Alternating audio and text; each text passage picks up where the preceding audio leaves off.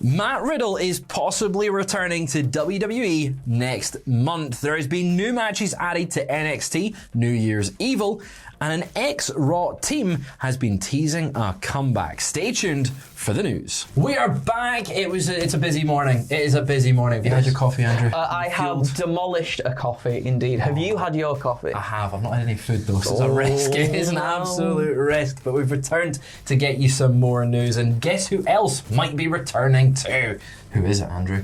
Matt Riddle. It's who do I think it is? I know who it is, Fraser. I've got a is. Piece of paper in front of me that tells me. Well, the Barclays Centre is advertising Matt Riddle alongside other top WWE names on its website for the February 13th edition of Raw.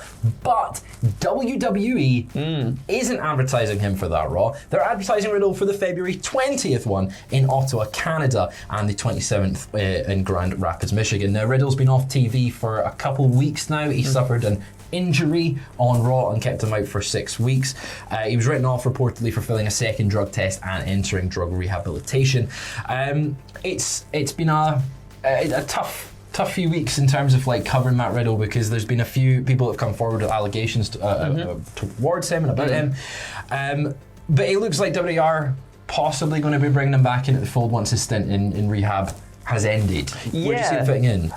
Well, I guess sort of sometimes WWE do advertise people to be at certain events, but then that necessarily doesn't always go through. Things can happen. I guess WWE are absolutely assessing the situation at the moment, so whether he does come back in February remains to be seen, because you know they always put like placeholder names in there. We'll see this person here, and they do it for pay-per-views too, and then that person doesn't necessarily work for pay-per-view, so we will see where this goes. As for where Riddle factors in, I'm not sure. It felt like they were sort of just biding the time for hopefully Randy Orton to come back at some point, and then they can rekindle that, but it sort of was in a bit of a dwindling state, doing the stuff with Elias, and that wasn't too bad. But you know, I think there was definitely grander plans in place for Riddle until sort of the Randy Orton stuff. It does kind of feel like he is in a bit of limbo, as you sort of alluded to there. He's kind of not had a big storyline, despite him being quite a big centerpiece of the sort of summer with his feud with Seth Rollins, and then he kind of dwindled a little bit. He was sort of just jumping between storylines. Randy Orton's the logical feud if Randy can get back, or bring back RK Bro, but we will see what happens in that. As always, plans are subject to change, cards are subject to change. I see him probably... He can't come back before the February 13th, I believe, in terms of the amount of time that they've said he's out for. Okay. Rumble is coming up. True. It's at the end of January. Maybe if he's finished his stint, he'll be back, or reportedly finished his stint in rehab, I should say. Yeah.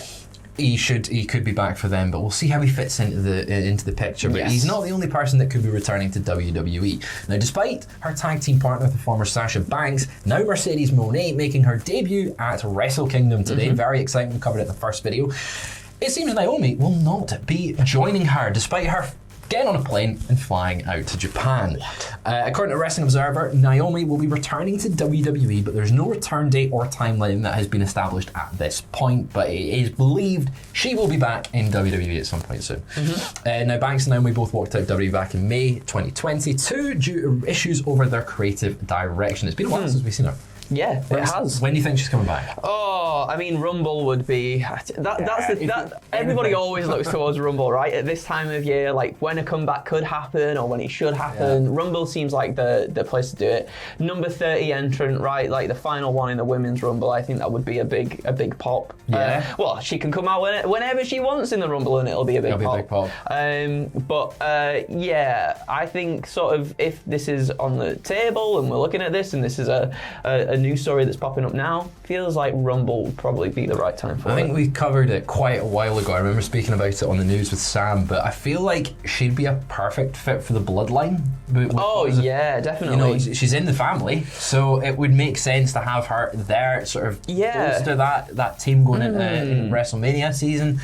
have her maybe go for one of the women's titles. Yeah, I think that was sort of like, I think people have been talking about that for a little while, but now we're sort of getting towards WrestleMania and the potential of the bloodline maybe crumbling a little bit. Yeah. Is that a little bit too late to add her into the picture? Possibly. Then? Who knows? It'll be really exciting to see what they do with her anyway. I think she'll absolutely get star treatment coming back. Yeah, and it's been a shame because since she walked out with WWE with Sasha Banks, she's kind of been the one that not many people have been focusing on. There's a lot of talk about Sasha Banks and what she's going to do next, but not Naomi. Nice to see her getting sort of a little shine here, that WWE might be wanting to bring her back into the fold and hopefully give her a decent platform and a push. Yes. Maybe her versus Charlotte. I think that'd be quite fun. I think that'd be good. I think the women's division do need some more sort of credible challenges for the titles. Yeah. And not that there isn't at the moment, but like the way that things have been booked, it doesn't feel that way. Yeah. So to have Naomi in there would feel quite good. Well, we're going to jump down to NXT just now because last night NXT has added new matches to next week's NXT New Year's Evil, one of their big sort of special shows. So let's run down the card. We'll do one apiece. You kick us off, Andrew. Right, we have a tag team gauntlet match, so Pretty Deadly were messed around by the New Day last night and later revealed they'll face 3 other teams next week, gauntlet style. Whoa. Gauntlet style to earn a title rematch. We've got Dijak versus Tony D'Angelo. This comes after Dijak kidnapped and tortured Stacks and made the challenge to Tony for next week. Wesley has revealed the winner of this match will get a shot at the NXT North American Championship. Exciting match. Yeah, that'll be really good. Also, very wacky NXT story. Oh my god. If that was the only way to get the way, like your way, right? Torture and kidnap someone. Sounds like a good plan, right? Yeah. 20-woman battle royale next. After Toxic Attraction's promo was interrupted by numerous members of the women's division, a brawl ensued. Roxanne Perez then announced the battle royale will take place to determine a number 1 contender. The winner will face Perez for the women's title at Vengeance Day. Well, Charlie Dempsey versus Hank Walker is next up. It was the match that was meant to take place last night, but Dempsey had his arm in a sling, so couldn't compete. He took it off later in the night, presumably suggesting that he wasn't injured after all, which... What a heel. He's his father's son. He's a gentleman's villain. I really hope when Regal can appear on screen, he does get put with his son. Oh man, that would be good. I would really like to see that as well. Now, there was 2 previously confirmed matches for an NXT New Year's Evil. First being... Indusher versus the Creed brothers. And finally, the NXT Championship on the line. Braun Breaker defense against Grayson Waller. I really hope he wins. Come on, Grayson. I really hope Grayson wins. I think so too. Maybe, right? Okay. Braun drops the belt, and then we get the Rumble thing, and then a natural progression for him to go to the main roster. Maybe. Who knows? I was discussing this on the podcast just before Christmas. I think Ross was saying he feels it's a bit too early for Braun Breaker to go to the main roster. But I think he's had a good run. I think he should go there next. Grayson Waller is for me the top guy in NXT right now. I think he's fantastic. Yeah. He's got every charisma. He's got the moves and everything as well. Like he's just very, very, very good. And I'd love to see him watch. And even as a heel, you like him. Yeah. It's annoying. I just hope they book him. I hope they book him well as a champion though as well. Like it's always really good being like the heelish guy, like with all the charisma and everything. But then sometimes when they get the belts, they don't really live up to like the things that they've been given. Not fault of their own, storyline wise and everything. But fingers crossed. Fingers crossed. We'll see how NXT New Year's Evil plays out next week. But finally, to end things today, we've got a faction has been teasing a return, and we've got maybe some future plans for a certain character. Now, if you were watching Raw this past week and you were looking in the background at certain things, you might have spotted MVP Cedric Alexander and Shelton Benjamin talking to Adam Pearce as Damage Control were making their way to the ring on Monday night's Raw. Now, PW Insider is also reporting there's been a discussion in WWE about turning Bobby Lashley heel. Ooh. So, that all implies that possibly we're going to see the Hurt Business back. Which I am happy about. Right. I think a lot of people are happy about this as well. Yes, throughout Raw we saw certain people like trying to approach Adam Pearce and everything as well. And do you know what? I think Bobby's really sort of proved himself. Not that he wasn't a fantastic wrestler or like person. Well, I feel like he's come into his personality a little bit more in recent years. And like his promo, I think he's definitely built himself himself up and bettered himself in his promo work as well. Yeah, I want to see, and I want to see more Shelton Benjamin on my screen. Right, I bloody love Shelton Benjamin and Cedric. Them as a team were fantastic. They had that Raw Tag Team title run. They've been. It's a shame that the Hurt Business has had 2 runs, and both of them end sort of like disappointingly, and it's been too short. Hopefully, this is the start of something new.